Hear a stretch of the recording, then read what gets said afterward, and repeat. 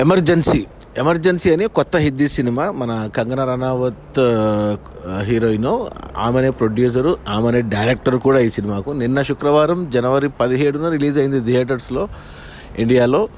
అంటే ఈ cinema last ఇయరే రావాల్సింది, కొన్ని సెన్సార్ ఇబ్బందుల వల్ల ఇప్పుడు రిలీజ్ అయింది. ఇక సినిమా అంటే మనకు కంగనా రనౌత్ తెలుసు, మనకు ఫైర్ బ్రాండ్, సినిమాల్లో కూడా ఫైర్ బ్రాండే, బయట ఫైర్ బ్రాండే. దానికి తోడు బీజేపీ సపోర్టర్ ఇన్ని రోజులు, ప్లస్ రీసెంట్గా ఎలక్షన్స్లో ఎంపీగా కూడా గెలిచింది. సో తను సినిమా తీస్తుంది ఇందిరాగాంధీ పైన, ఎమర్జెన్సీ రోజుల గురించి అంటే ఖచ్చితంగా ఇది ఇందిరాగాంధీని విలన్గా చూపించడానికే అని నేనైతే ఫిక్స్ అయి ఉన్నాను. కానీ సినిమా చూస్తే అలా అనిపించలేదు నాకు. అసలు నిజంగా కాంగ్రెస్ వాళ్ళు సినిమా తీసిన ఇందిరాగాంధీని ఇంత పవర్ఫుల్గా ఎవరు చూపించరేమో అనిపించింది నాకు.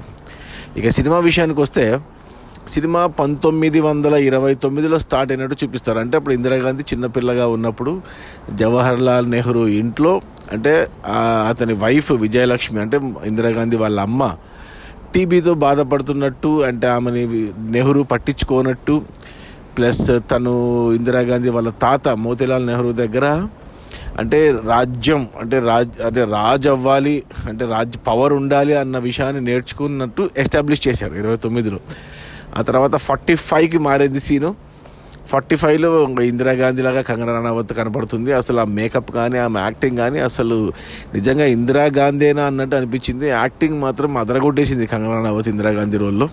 ఆ ఎక్స్ప్రెషన్స్, క్లోజప్ షాట్స్లో అసలు సూపర్. అసలు ఆ మేకప్ కానీ, ఇంతకుముందు చాలామంది చేశారు కానీ వాళ్ళు ఇందిరాగాంధీ లాగా కనపడినారు కానీ looks wise, but acting wise మాత్రం ఈమెని కంగనా రనౌత్ని అసలు భలే చేసింది అసలు ఇందిరాగాంధీ లాగా. ఇక ఆ తర్వాత వచ్చేసి 45లో అంటే మనకు, అంటే ఇందిరాగాంధీ అసలు పేరు ప్రియదర్శిని. ఆమెకు గాంధీ అనే సర్నేమ్ ఎలా వచ్చింది అంటే, ఆమెకు జవహర్లాల్ నెహ్రూ కూతురైతే ఇందిరా నెహ్రూ అని ఉండాలి, బట్ ఇందిరా గాంధీ అని ఎలా వచ్చింది? ఆమె హస్బెండ్ ముస్లిం, ఫిరోజ్ గాంధీ అనేసి. ఈ విషయాలు ఏం చెప్పలేదు. చాలా పుకార్లు విన్నా నేను, అంటే అతను ముస్లింకి ఇవ్వడానికి నెహ్రూ ఒప్పుకోకపోతే మహాత్మా గాంధీ దత్తత తీసుకొని ఆమె పేరును ఇందిరాగాంధీగా మార్చి పెళ్లి చేశాడు అని, ఫిరోజ్ గాంధీకి ఇచ్చి పెళ్లి చేశాడు కాబట్టి ఇందిరాగాంధీ అయ్యింది అని విన్నా నేను. బట్ ఈ సినిమాలో అవేం చూపించలేదు. బట్ ఫిరోజ్ గాంధీతో అంటే తన పొలిటికల్ కెరీర్ కోసం అతనికి దూరంగా ఉన్నట్టు చూపించారు. ఆ తర్వాత మనకు స్వాతంత్రం రావడము, ఆ తర్వాత డైరెక్ట్గా 1960 అంటే 62కి వెళ్ళిపోయారు. అక్కడ మనకు చైనాతో యుద్ధము, అంటే మనకు అస్సాంని చైనా ఆక్రమించుకుంటుంటే జవహర్లాల్ నెహ్రూ ఏమీ చేయలేకపోయినప్పుడు ఇందిరాగాంధీ రంగంలోకి దిగి అస్సాంని కాపాడింది అనేది చూపించారు. చాలా పవర్ఫుల్గా చూపించారు. అది అంటే నాకైతే తెలియదు అసలు ఈ విషయము. లేకుంటే అస్సాము చైనాలో భాగమైపోయి ఉండేది, ఇందిరాగాంధీ ఆ రోజు అలా చేయకపోయి ఉంటే అనేది సినిమా ద్వారా తెలిసింది. మరి ఎంతవరకు నిజమో నాకు తెలియదు. అప్పుడు అందరూ నెహ్రూని అంటే, నువ్వు మరో కాశ్మీర్ నీ వల్ల కాలేదు, ఇప్పుడు అస్సాం కూడా నీ వల్ల అయ్యి ఉండేది కాదు ఇందిరాగాంధీ లేకపోయి ఉంటే అనే మాటలు కూడా వినపడ్డాయి సినిమాలో. ఇది బాగుంది, అక్కడ స్ట్రాంగ్గా చూపించారు. ఆ తర్వాత నెహ్రూ అంటే చనిపోవడము 64లో. అప్పుడు ఇందిరాగాంధీ ప్రైమ్ మినిస్టర్ కావాల్సింది, కానీ లాల్ బహదూర్ శాస్త్రి ప్రైమ్ మినిస్టర్ అవ్వడం చూపిస్తారు. ఆ వెంటనే 2 ఏళ్లకు శాస్త్రి అనుమానాస్పదంగా మరణించడము తాష్కెంట్ ఫైల్స్ అన్న సినిమాలో దాన్ని డిస్కస్ చేశారు. అప్పుడు 66లో మొదటి ప్రైమ్ మినిస్టర్ అయింది, మొట్టమొదటి మహిళా ప్రధానమంత్రి ఇండియాకి. ఇక 66 నుంచి 84 వరకు, అంటే ఆల్మోస్ట్ 18 ఏళ్ళు తను చనిపోయేంత వరకు ఆమెనే ప్రైమ్ మినిస్టర్గా ఉన్నది. మధ్యన ఒక 2 ఏళ్ళు తప్పిస్తే, అదే ఎమర్జెన్సీ డేస్ తర్వాత. ఇక 66లో ప్రైమ్ మినిస్టర్ అయిన కాడి నుంచి ఇక డైరెక్ట్గా మళ్ళీ 71కి తీసుకెళ్ళిపోయారు సినిమాని. 71లో ఇక మెయిన్ సినిమా అంతా అక్కడ నడిపారు. అక్కడ మనకు 71లో ఇప్పుడు బంగ్లాదేశ్ ఎలా ఏర్పడింది అనేది, అంటే ఇందిరాగాంధీ యుద్ధం ప్రకటించి పాకిస్తాన్ మీద యుద్ధం చేసి మరి బంగ్లాదేశ్ని ఏర్పాటు చేసింది. అప్పుడు ఆమె తను ఫ్రాన్స్తో కానీ, లేక ఎస్పెషల్లీ అమెరికా ప్రెసిడెంటు అప్పుడు ఎవరో ఉన్నారు, పేరు డికిన్సన్ ఏదో, అతనితో అసలు వైట్ హౌస్కి వెళ్ళి అతనితో మాట్లాడిన విధానము, ఆ తర్వాత ఫోన్లలో ఆమె ఇచ్చే వార్నింగ్లు భలే తీశారు అసలు. ఇంకా అమెరికా సైన్యాలు ఇంకా బంగ్లాదేశ్ని, మన ఇండియాని ముట్టడించడానికి 12 రోజుల్లో వస్తున్నాయి సముద్రం ద్వారా అన్నప్పుడు 12 రోజుల్లో, అప్పుడు మనకు ఒక సినిమా ఉంది మనకు, బహదూర్ షా మానిక్ అనేసి అతను మన ఇండియన్ ఆర్మీ హెడ్. అతను ఆ పాత్ర మిలింద్ సోమన్ వేశాడు. అతను 11.5 రోజుల్లో పాకిస్తాన్ని ఓడించి బంగ్లాదేశ్ని ఏర్పాటు చేయడం ఇవన్నీ చూపించారు, బాగా చూపించారు. అసలు చాలా డీటెయిల్డ్గా ఉంది సినిమా. అంటే కొద్దిగా తెలిసి ఉండాలి ఇవన్నీ. నాకు కొన్ని తెలుసు, ఈ బంగ్లాదేశ్ ఇవన్నీ వేరే సినిమాలు చూడడం వల్ల ఐడియా ఉంది.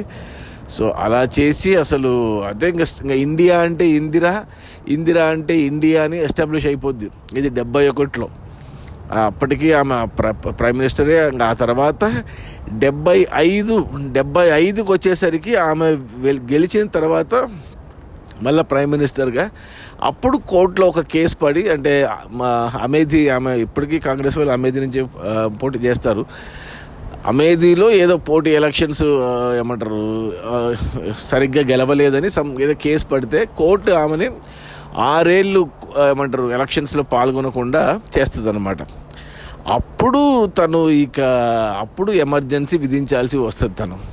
అక్కడ ఇంటర్వెల్ పెట్టారు. సో ఎమర్జెన్సీకి రావడానికి మెయిన్ కారణం ఆమెను ప్రైమ్ మినిస్టర్ పదవి నుంచి తొలగించి 6 ఏళ్ళు ఎలక్షన్స్లో పాల్గొనకూడదు అనేది నాకు తెలిసింది. ఇప్పుడు అక్కడికి ఫస్ట్ హాఫ్ అయింది, 1:15. అసలు అదే అనిపించింది నాకు, ఇంత బాగా తీసింది కంగనా రనౌత్. ఆమెనే రాసుకొనింది, ఆమెనే ప్రొడ్యూస్ చేసింది, ఆమెనే డైరెక్ట్ చేసింది, ఆమెనే యాక్ట్ చేసింది. బీజేపీ ఆమె కాంగ్రెస్కి ఫేవర్గా ఎందుకు చేసిందబ్బా అనిపించింది నాకు. ఇక సెకండ్ హాఫ్కి వచ్చేసరికి అక్కడ మనకు ఇందిరాగాంధీ క్యారెక్టర్ ఎమర్జెన్సీకి విధించడానికి మెయిన్ కారణము ఇందిరాగాంధీ కాదు, ఆమె కొడుకు సంజయ్ గాంధీ. మనకు తెలుసు, రాహుల్ గాంధీ చాలామంది తెలిసే ఉంటుంది, రెండో కొడుకు. మొదటి కొడుకు సంజయ్ గాంధీ గురించి చాలా పుకార్లు ఉన్నాయి. అతన్ని విలన్గా చూపించారు బాగా కంగనా రనౌత్. అంటే ఎమర్జెన్సీ పెట్టడము అంటే అప్పుడు మనకు అప్పుడు బీజేపీ లేదు, అప్పుడు జనతా పార్టీ అని కొత్తగా జయప్రకాష్ నారాయణ ప్లస్ మన అద్వానీ ప్లస్ అటల్ బిహారీ వాజ్పేయి మన హీరో ఎవరు శ్రేయస్ తల్పడే చేశాడు. శ్రేయస్ తల్పడే అంటే షారుఖ్ ఖాన్ది ఒక సినిమాలో చేశాడు. మన పుష్ప 2కి అతనే డబ్బింగ్, అల్లు అర్జున్కి అతను వాజ్పేయి లాగా. అది కొంచెం నాకు నచ్చలేదంటే ముందే చెప్పేయడము ఫ్యూచర్లో మీరు ప్రధానమంత్రి అవుతారని, ఇలాంటివన్నీ బీజేపీకి ఫేవర్గా మాట్లాడడం నచ్చలేదు. కానీ బట్ ఓకే, పర్లేదు. బట్ సెకండ్ హాఫ్కి వచ్చేసరికి ఎమర్జెన్సీలో సంజయ్ గాంధీ మీద ఫోకస్ ఎక్కువ ఉంది. ఇందిరాగాంధీని డమ్మింగ్ చేశారు అక్కడ. సంజయ్ గాంధీ చేసే అరాచకాలు అంటే ఢిల్లీని అందంగా పెట్టడానికి బస్తీని ఖాళీ చేయించడము. ఇక ఎమర్జెన్సీ రోజుల్లో 11 లక్షల మంది పొలిటికల్ లీడర్స్ని అరెస్ట్ చేసి జైల్లో పెట్టారు 2 ఏళ్ళు. అంటే ఊహించుకోవచ్చు. అది కాకుండా ఇంకొకటి ఏమంటే ఈ సంజయ్ గాంధీ చేసింది అంటే జనాభా పెరుగుతుంది, అంటే జనాల్ని తరలించాలి, అంటే ఇల్లులు కట్టాలి, అంతమంది జనాలే కట్టడం. కాబట్టి ఇండియా జనాభా అప్పటికి 80 కోట్లకు చేరింది. కంట్రోల్ చేయాలి అనేసి కనపడిన ప్రతి మగవానికి వాసెక్టమీ ఆపరేషన్ చేయించారనమాట. హ్యాపీగా సొంతంగా చేసుకుంటే డబ్బులు ఇచ్చేవాళ్ళు, లేదంటే బలవంతంగా చేయించేవాళ్ళు. ఇవన్నీ సంజయ్ గాంధీ చేయించినట్టు చూపించారు సినిమాలో. మరి ఎంతవరకు నిజమో కాదో తెలియదు. కానీ నాకైతే ఇందిరాగాంధీ ఏమీ చేయలేక కొడుకుని నెక్స్ట్ ప్రైమ్ మినిస్టర్ చేయాలని ఆమె కలలు కంటూ అలా ఆమె కొద్దిగా తగ్గినట్టు చూపిస్తారు ఆ ఎమర్జెన్సీ పీరియడ్లో.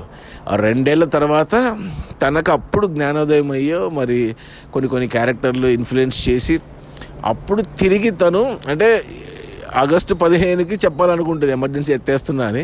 కానీ అదే రోజు తను ఏర్పాటు చేసిన బంగ్లాదేశ్లో ఇప్పుడు మన ఉంది కదా హసీనా, ఇప్పుడు పారిపోయి వచ్చింది కదా ప్రైమ్ మినిస్టర్, ఇండియాలో తలదాచుకుంటుంది. వాళ్ళ ఫాదర్ బంగ్లాదేశ్ విముక్తికి పోరాడి అతను ప్రైమ్ మినిస్టర్గా ఉన్నాడు బంగ్లాదేశ్కి.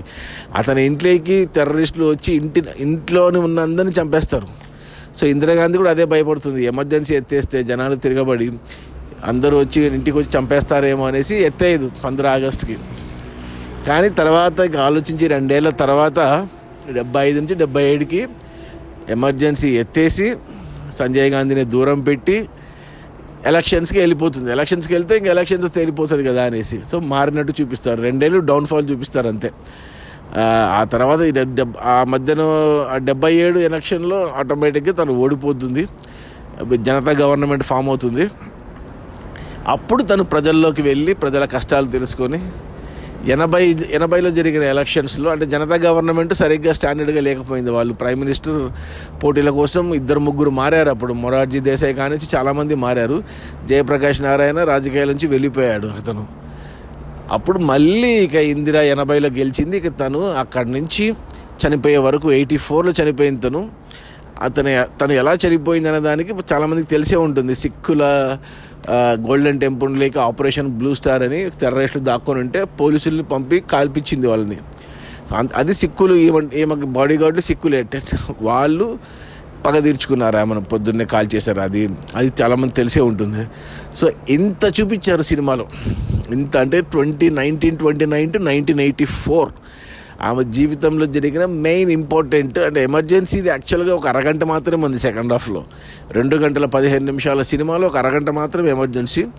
మిగతాదంతా కూడా ఆమె జీవితంలో జరిగిన ముఖ్యమైన సంఘటనలు కలిపి కంగనా రనౌత్ కళ్ళకు కట్టినట్టు చూపించింది. మరి దీంట్లో ఎంతవరకు నిజము? మధ్యన సంజయ్ గాంధీ డెత్ మిస్టరీ కూడా చాలామంది విన్నా నేను చాలాసార్లు, అతన్ని ఇందిరాగాంధీ చంపించిందని చాలా పుకారు ఉన్నింది. బట్ సినిమాలో క్లియర్గా చూపించారు అతను పైలట్, రాహుల్ గాంధీ కూడా పైలటే. అతను ప్లేన్ నడుపుతూ చనిపోయాడు అతను, అది కూడా చూపిస్తారు సినిమాలో.